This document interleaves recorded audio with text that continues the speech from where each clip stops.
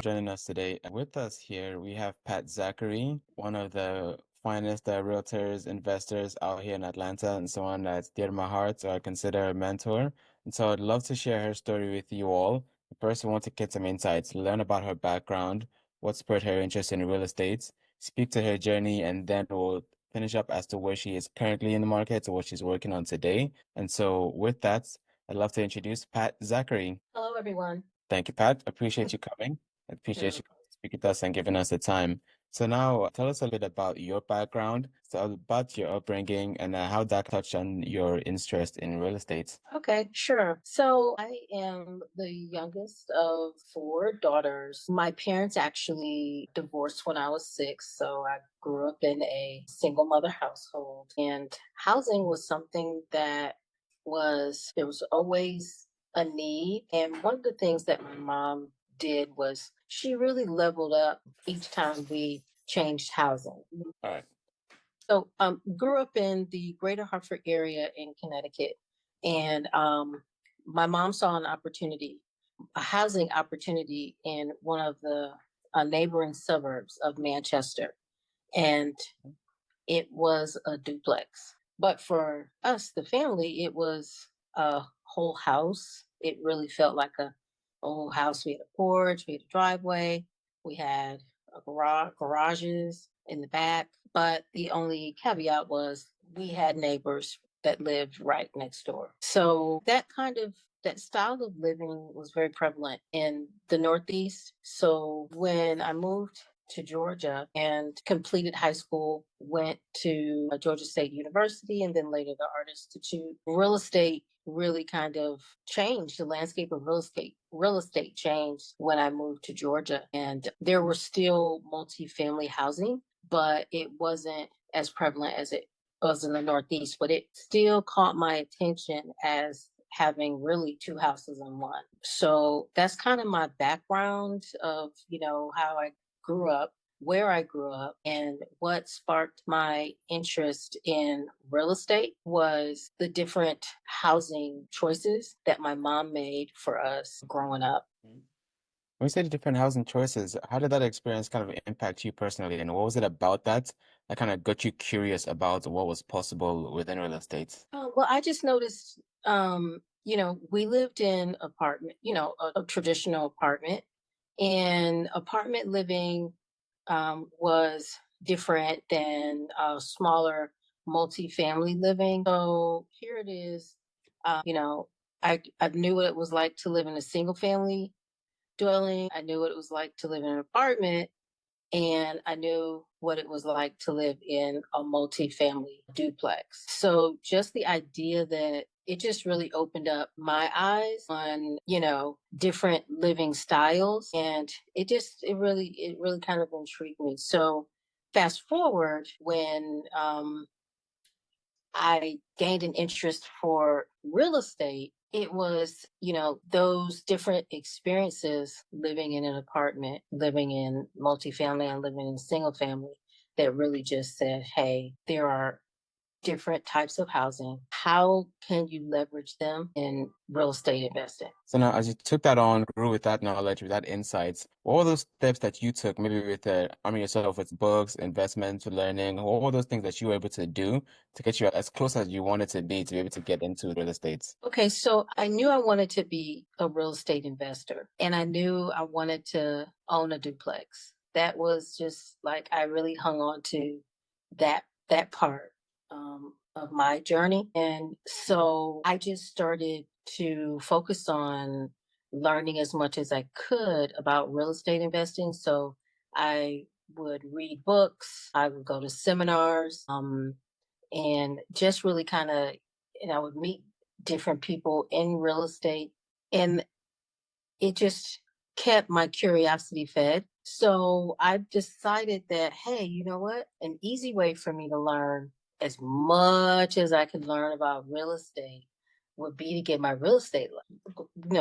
get my real estate license. And when I tell you, I immediately got into school and I worked a full-time job. So it was a huge undertaking for me to do it. I didn't learn one thing about real estate investing in real estate school. I learned a lot, but it had nothing to do with why I got into it. However, I passed all of the tests required. I passed the midterm. I passed the school test, which gave me an opportunity to take a state test. I passed that the first time. So it was almost destined that I would be be in real estate, because every step I took, it just opened up another door and another door. So I inadvertently became a real estate agent because I wanted to learn everything I could about real estate investing by going to real estate school. Gotcha. So basically, to bolster the knowledge as far as where you wanted to get to, you took this path thinking it would lead you to that, but instead it took you on a little bit of a detour, but Yeah, ultimately kind of give you the base foundational knowledge that you needed to then be able to get you to that point. And so correct. once you realize and that, okay, you had what you kind of had a base with just the real estate knowledge coming in as a realtor now, how then were you able to kind of use that to leverage and get closer to investors to then be able to get that experience that you were looking for as far as the investment side of real estate? So I continued to, take courses and learn as much as I could about real estate investing once I got my real estate license. It's almost like what you focus on expands, which is a cliche in Keller Williams, which is one of the brokerages that I hung my license at. But my clientele, I ended up working with investors early on, and there are different types of investors. I got an understanding for like what their appetite was and what they were looking for. Not everybody's looking for multifamily. Like I worked with one investor that he was very, very interested in townhomes, which to me is an odd model for investing, but he has a pretty demanding, high earning job. And so his investments, he really wanted them to really kind of manage themselves. So, coming with a HOA and coming with maintenance, taking care of the grounds and taking care of the exteriors. All he really had to focus on was the interiors. And so, I was like, okay, that's a very interesting model. Okay. Then I would go to networking events and meet investors that, all they focused on were small apartments. And some they focused on like, the really 100 units and more apartments. So I really through helping through doing being a real estate agent, it taught me how to look for properties, really kind of what they call scrub them for investors. And so I really honed my skills on that while working with investors early on in my career. And it built my confidence to invest myself because I saw, investors using these models that I had read about in books or I had learned in seminars, and they were doing it. And I knew it was viable because I actually had proof. Sure, okay. So as part of just being able to work as a realtor with these investors, you get to just understand their profiles and then see some of what you'd learned about in practice. So now it becomes more well-rounded than just what you'd read, but then having that outside experience with them, those interactions, understanding some people are purchasing specific to this, what's the risk aversion, why they're choosing that profile, then helps you become more knowledgeable as to what did that investor's journey look like. And what are those things you look out for? And then how do you use what you previously learned?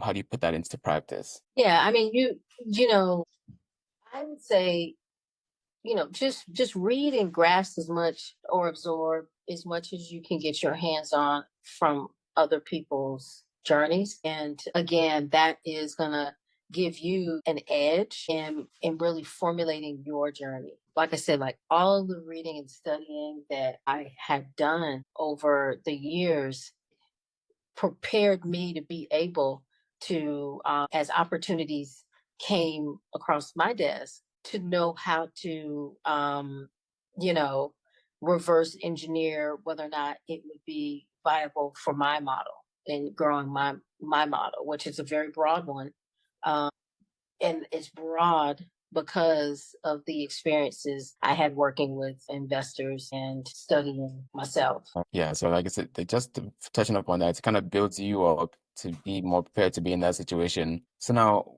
taking on their experience, taking on their expertise, what was your journey like when you started to get into the home ownership space? So what was that like for you at the beginning, and how did you get started? So I knew that I wanted to become a homeowner homeowner fairly young. I had a really good job, to which I stayed on that job for 26 years. So I was able to purchase my first home. I want to say I might have been like 23 or something like that, like really young.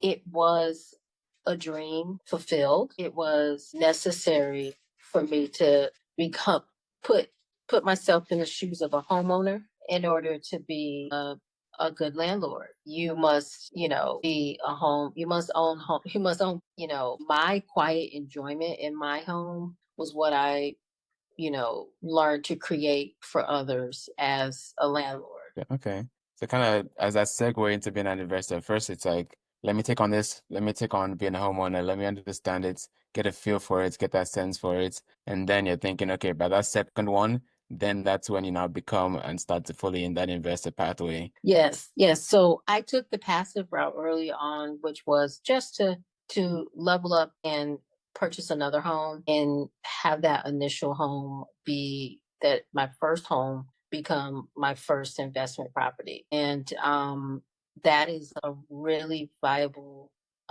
way to get into investing for people. I think another good way to do it is buy a fixer upper and use a renovation loan and learn how to remodel your home that you're going to buy and roll that that renovation budget into the mortgage so that you actually learn how to rehab homes by buying your first home and kind of rinse and repeat that. So there's lots of different ways that people can get started, but for me the way that I got started was actually I did both of those. I've owned several personal homes between my first home and now. And so I've done the passive piece where you just buy a move up home and just turn your previous homes into rental properties.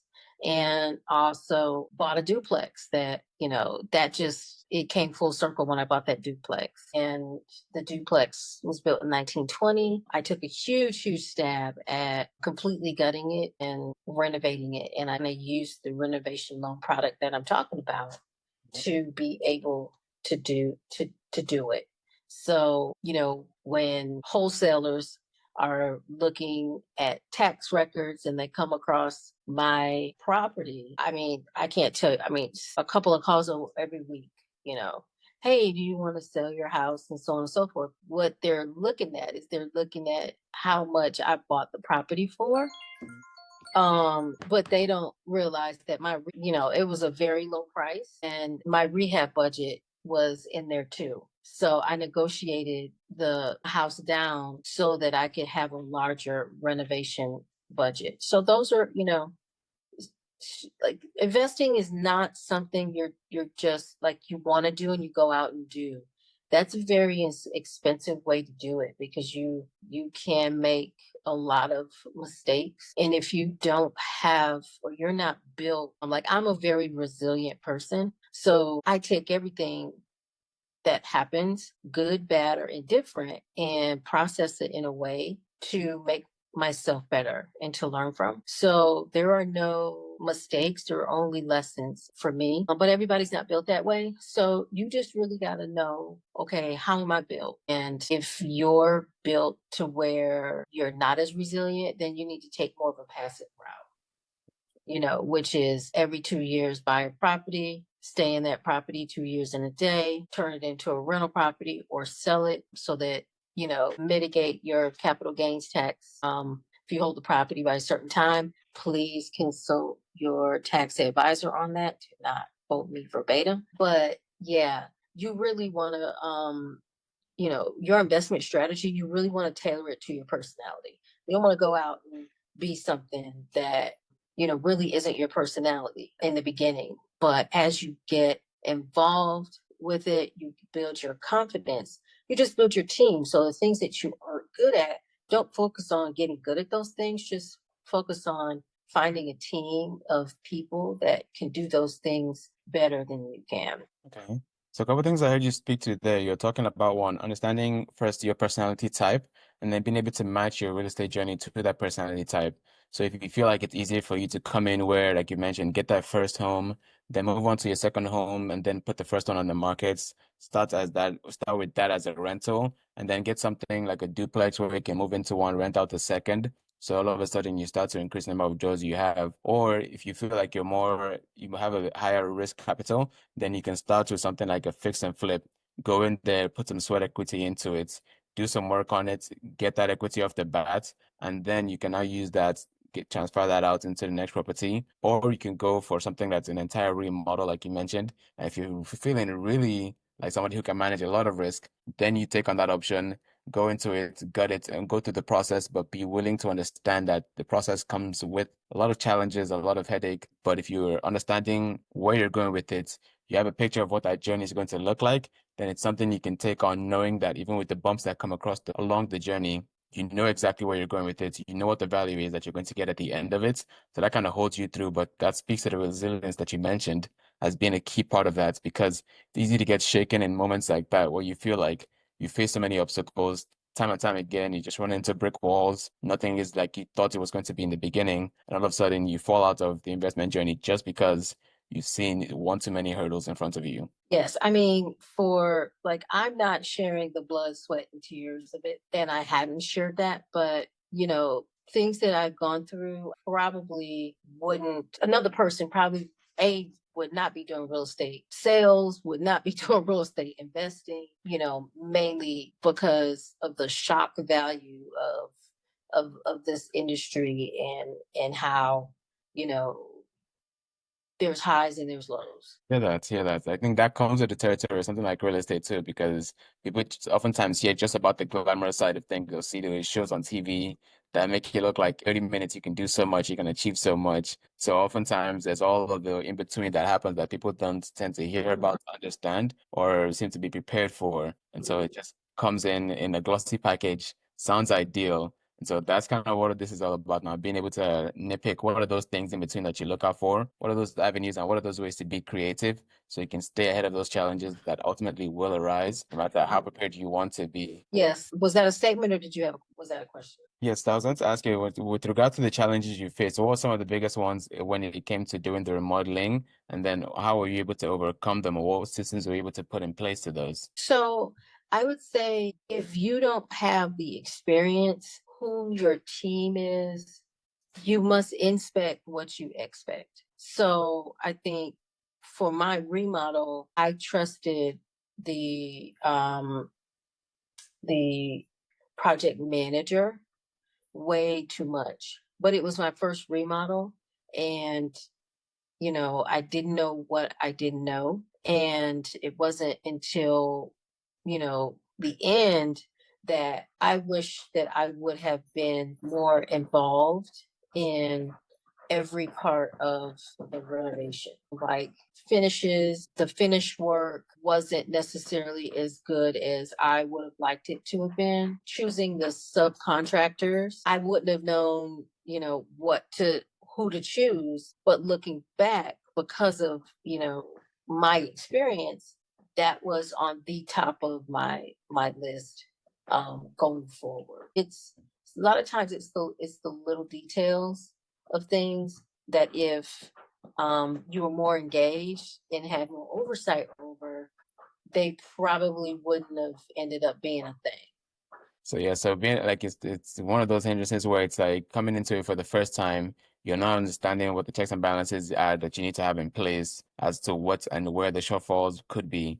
And then when you put it in somebody's hands that they're expecting them to be the professional in it, that's not always the case. They don't always put the best foot forward because we are human, we do make mistakes, but oftentimes people's professionalism isn't the same standard as yours. So then again, there's always the mismatch with those expectations as well. So it doesn't always fall in line with how you expect the project to go. And now it then comes to, okay, understanding based on that experience, what do you need from them to be able to verify that this is who you want to work with?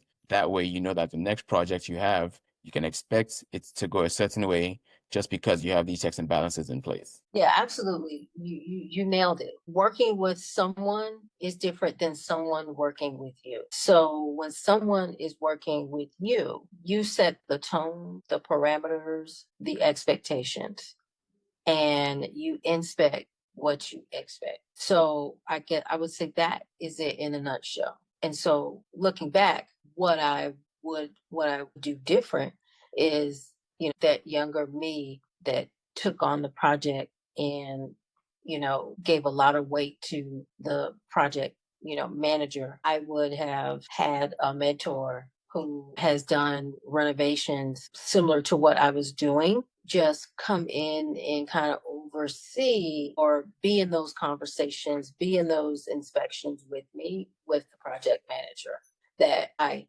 would, that I would have, hired directly. So today, I mean, the way it goes is I'm gonna be project managing my own stuff. I project manage my own stuff because I know what to look for and so on and so forth. But I also, do still have mentors that I will call in on things that I'm not as strong on to get their opinion on how to navigate. Gotcha. So just having those experienced eyes on the project in those kind of situations, if you're using a GC or a project manager, that way they would have been able to pick apart where the shortcomings could have been before you got to that stage or before it hit a certain roadblock or the other. But now, as you've gone through this process now, you're more capable, you understand exactly what you need to look out for, and now you're able to better prepare, manage those processes and those experiences. Exactly. Now, taking a step back from the investment side, like you mentioned initially when speaking about getting a second property, what was that like when you initially became a landlord and when you initially started working with tenants? And I can imagine there were also challenges there that you'd face in that process as well. Yes. So, not having the experience under my belt, but the opportunity, I was very focused on managing everything myself, not realizing that for me, I felt like managing it myself, there needs to be a property management company in between the owner and the tenant because the tenant is going to always show their best side on the front end, meaning, oh, yes, I'm the perfect tenant. And what does that mean? Well, my credit might not be as high, but I have 6 months of rent up front, and so you're thinking, wow, that's a lot of money. This person must really manage money well, when Together, in yeah. fact that might have been their last. And you might not, once you get that first payment, you might not get another 6 months after that, when there are actually other general parameters that you should go through to vet potential tenants. My first tenants, they were very similar to that. Their credit wasn't as good as I would have liked it to be, but they had that money. You know, cash is king. So we struck a deal. They got in the house, and I think they gave me maybe 3 months up front, and that was it. After that 3 months, fortunately for me, they just moved out in the middle of the night. I didn't have to throw them out. I didn't have to, get their things out of the house. Which is But essential. one parting gift was they took my wood blinds with them to their next property. Well, I mean, at the end of the day, I love those blinds. It broke my heart that they took them, but I was just thankful that they didn't tear my house up and Right. It could refuse have to been leave. worse. They weren't able to pay. Could have been worse. So it's not Yeah, the ideal yeah. situation as a first-time landlord to have these kind of tenants. It teaches you a lot real quick.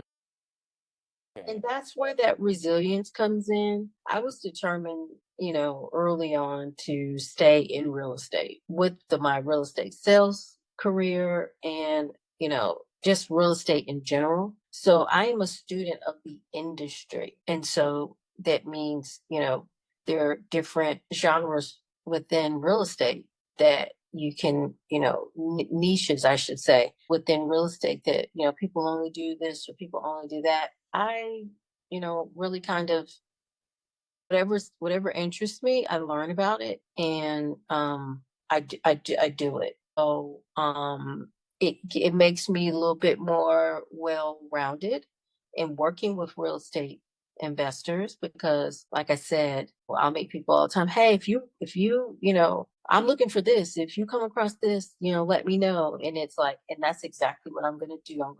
If I come across something, we'll have a conversation. I'm not a gratuitous agent, which is work for free. So if I'm working for you, I need to make sure that it's mutually beneficial. Okay. So to understand that relationship, make sure it's clear, it's defined, the roles and expectations have been hashed out so that there's no shock, no surprise, or nothing added later on. It's because clearly defined the terms of the agreement. We know how we're going to engage, and that helps shelter the conversation moving forward and the relationship down the line. Yep, exactly. Gotcha. Okay.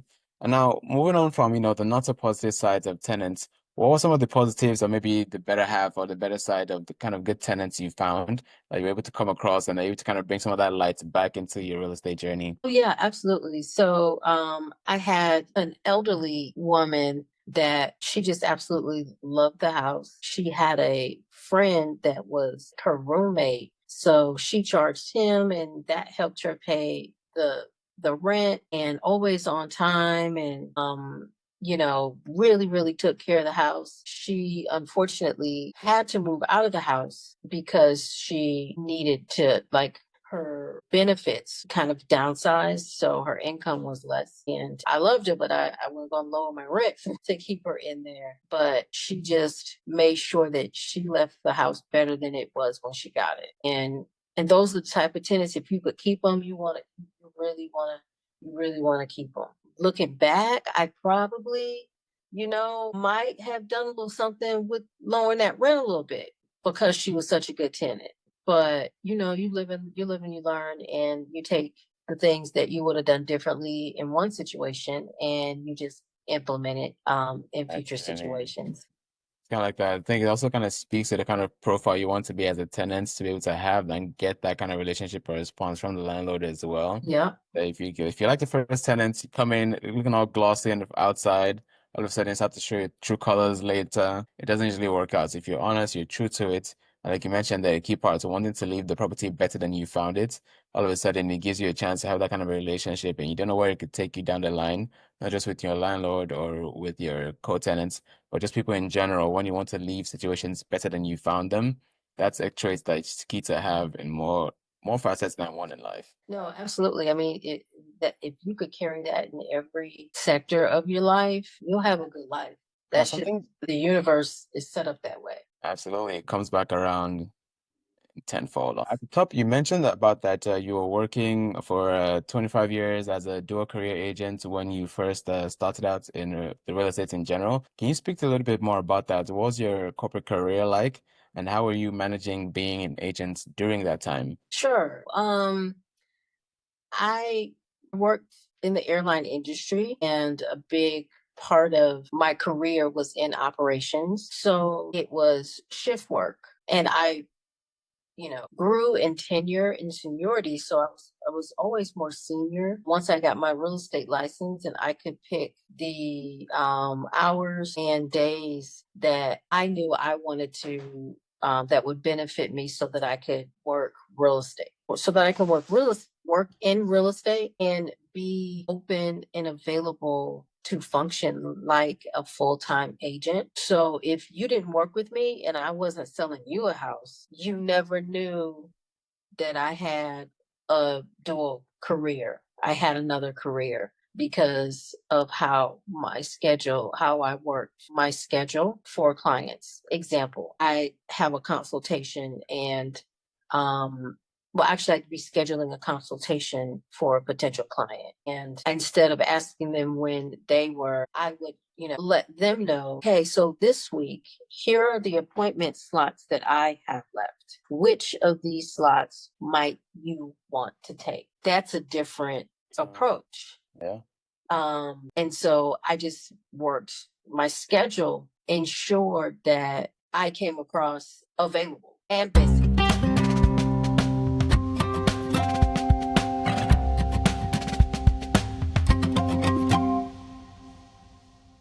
All right. So, you're mentioning talking about how you're able to manage your time while having a full-time 9 to 5 and still working as an agent, and you're speaking on how you're able to present yourself solely coming from the perspective of being an agent. So, can you tell us some more about that? Yeah, so as I mentioned, it was all about giving people the options with my time to meet with me. And each one of those options I knew that I would be able to make. So there wasn't, I didn't leave it up to them so they can throw something at me that I'd have to then check my schedule and it not be available and I'd have to ask for another opportunity. So scheduling was the number one way that I leveraged being dual career Okay, okay. was the presentation of my availability. That's the key thing. It's like being able to put yourself in a perspective where it manages what's important to you. And at this point, being the agent with them as a sole focus, like putting them at the center of what's coming, at the center of what their time is meant for. Yeah, and I always learned that you schedule the things that you want to do first and you schedule everything else around it. So once I identified, okay, here are the things that I want to accomplish and here are the times that I want to accomplish them in, then I could either go and fill those blocks with the things that I wanted to accomplish, or I could fill blocks of time with appointments if that was, what I wanted to do. So, hey, I'm going to be available every day from, 3 to 7. So from 3 to 7 in that block, what do I want to fill that block with? Because it's going to be filled because that's the block that I want to do activity in. Now, another thing you mentioned was that with regards to consulting, it's basically like having them interview you, but also interviewing them. Can you tell us a little bit about that? What's your process like for interviewing and vetting prospective clients? Yeah, so it's important to work with people that you like. By being dual career, I mean, I like everyone for the most part, but when you're working at a job, you don't get to pick your people that you work with. So in real estate, I early on said, I want to make sure that I can really help these people in understanding. So I did, kind of studies and understanding personality types and how to communicate with particular people's communication styles. And I kind of learned which communication styles that, I work easier with than others. And so I try and control that narrative, meaning the consultation is two-sided. One, I want to make sure that I communicate my value proposition with work with me because of X, Y, and Z, but I also want to ask questions, get to know the individuals. And so at the end of the consultation, I know whether or not I want to work with that individual or that group of people. Um, I've been pretty lucky in that I haven't directly had a consultation where I was like, oh, this won't be a fit. I always want to give it a try. But all in all, I definitely like to vet the personalities of the potential clients before working with them. Yeah, with how extensive the whole process is and how much time you spend with these clients, it's always important to know exactly what to look out for, things to expect. So understanding their vision, what their expectations are, so that way you don't get surprised when all of a sudden they start to go, oh, this isn't what I was looking for. All of that, you're able to get that out the way early on. You're able to express how you work, what your expectations are as far as what you bring to the table, and then that way you're able to meet in the middle, have a profile that matches, and then that way all the journey that goes on into the home buying process, it all comes from a place of understanding because everyone has been able to put their best foot forward, been able to present themselves, been able to speak to what they're looking for out of this experience. Yeah, absolutely. You're absolutely right. So now, moving on from there, I want to now talk about it as a whole now. So we've kind of touched on different sides of the journey. First, from your childhood experience that brought you into real estate, then the self-taught, self-study, and everything that kind of got you started as an adult. Then moving on to working with investors, as well as your experience with real estate itself. Like you mentioned, it's something that was straightforward, but it's been able to kind of build on itself to kind of grow and get you to the level that you are today. So I kind of want to ask now, as you look at it, look at that journey, what are some of those key impact moments for you that still stand out to this day that have gotten you just from the beginning up until now? And those that you said that have molded or shaped you the most? Wow, that's a really, really good question that I'm not sure I'm prepared for, but I'll give it a shot. I think just along the way, being again a student of learning, the things that gravitate that have come to me or across my desk or hit my email, opportunities to learn how to do this thing called real estate. So there are a lot of moving parts to it. And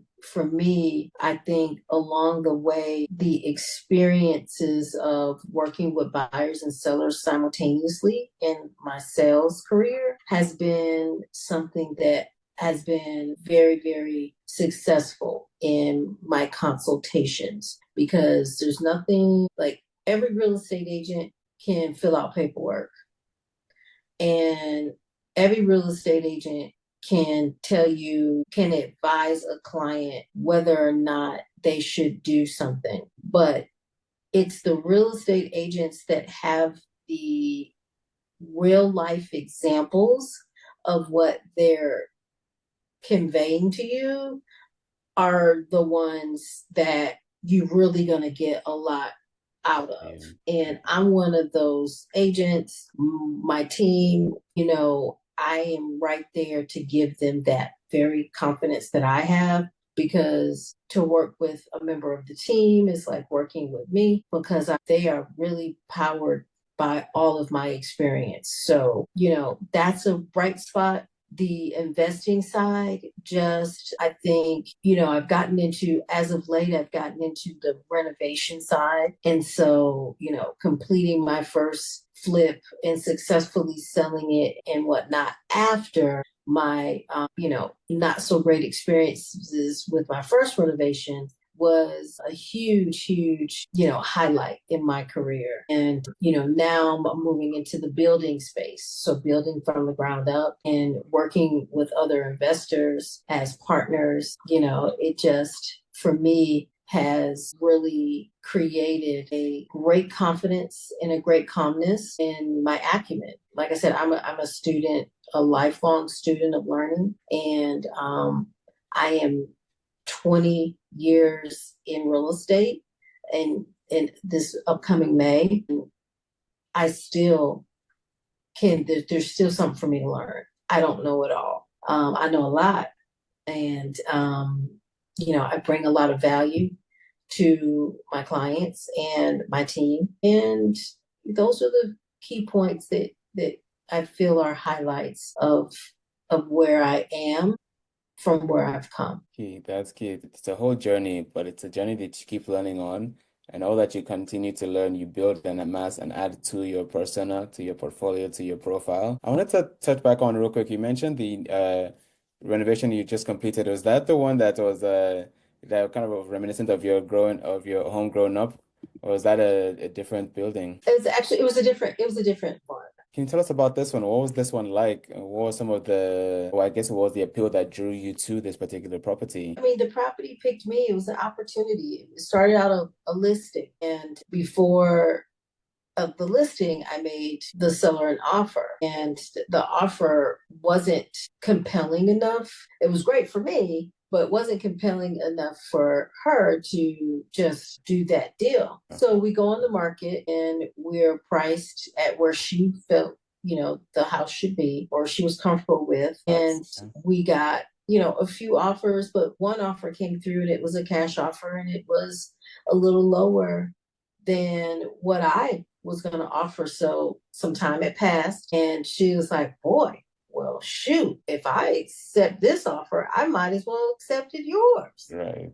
And there a deal was struck. And so she, accepted my offer. And it was more of a cosmetic. It wasn't a gut job.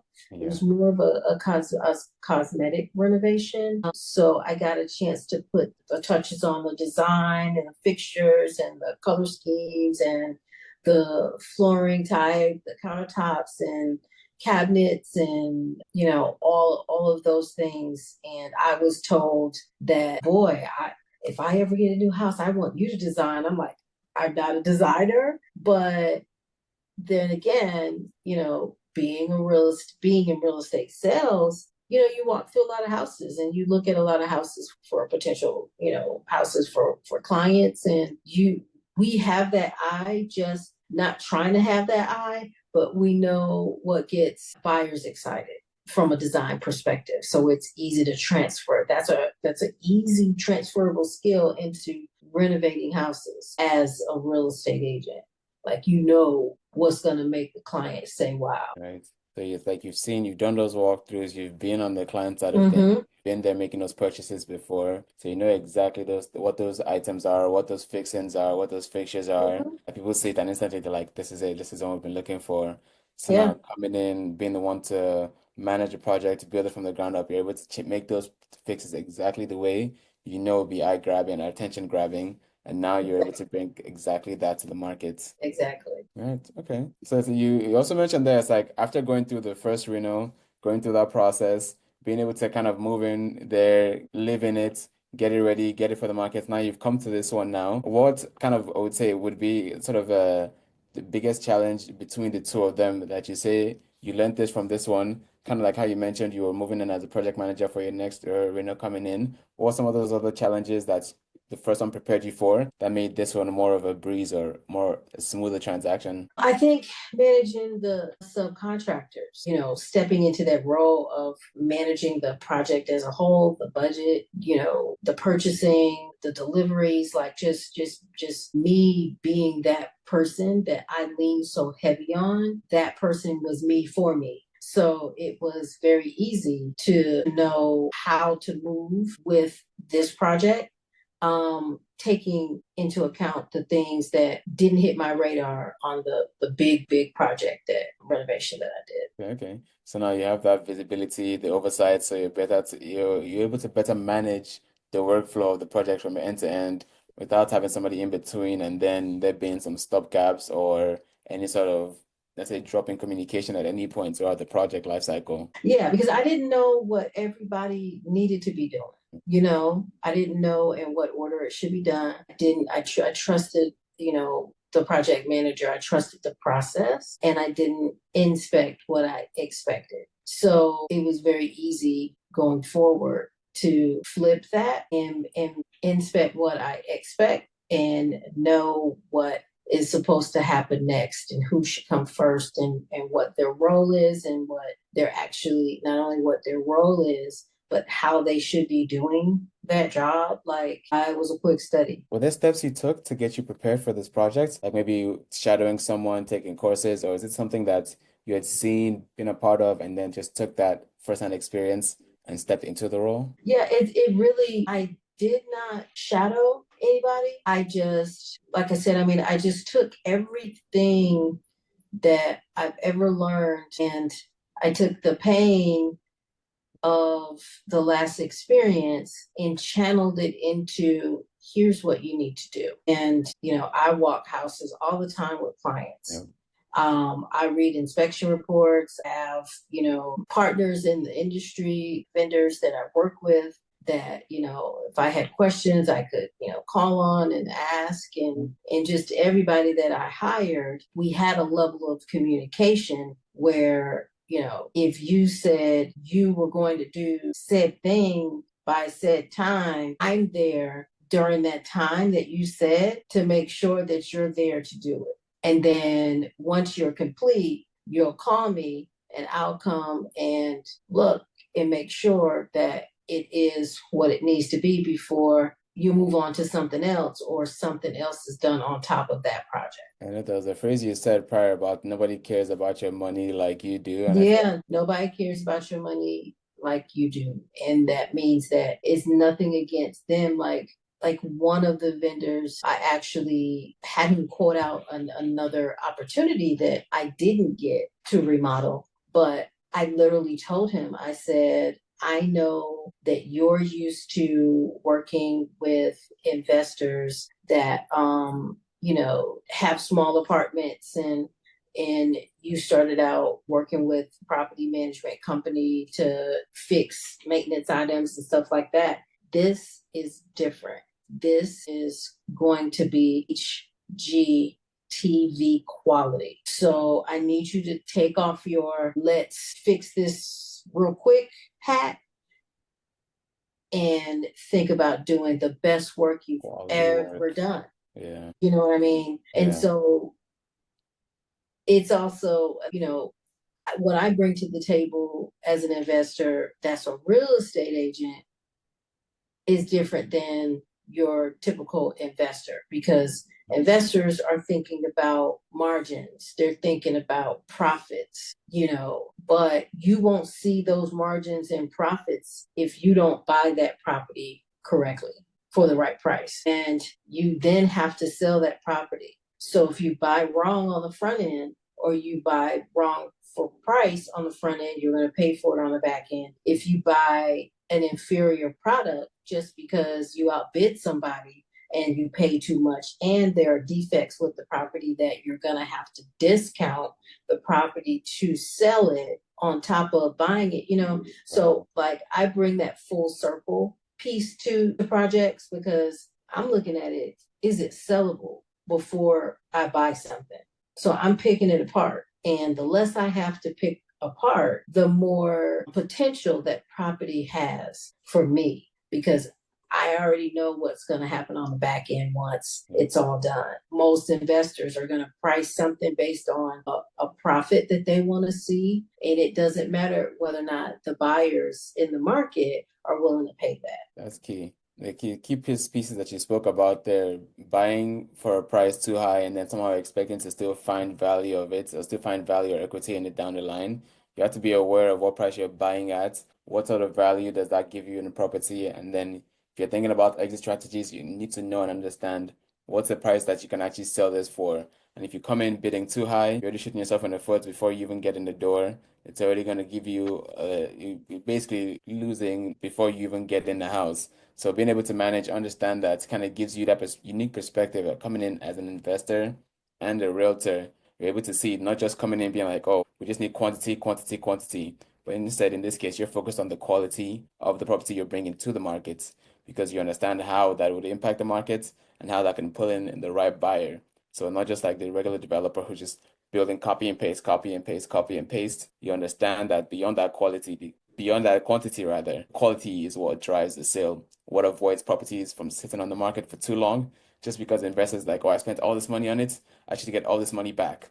But then they didn't focus like they should have. It wasn't as detailed as they should have been, and now the property sits on the market for time on end. Well, I mean, it's a reoccurring situation, and I always price properties slightly below market because I know I'm delivering a great product, and it's only going to stand out and attract more buyers, more interest, and more traffic. And traffic through a property is what sells it. So it doesn't matter what you did to that property and how much you pay for that property. What matters is there or are there buyers willing to pay that price? A buyer determines the value.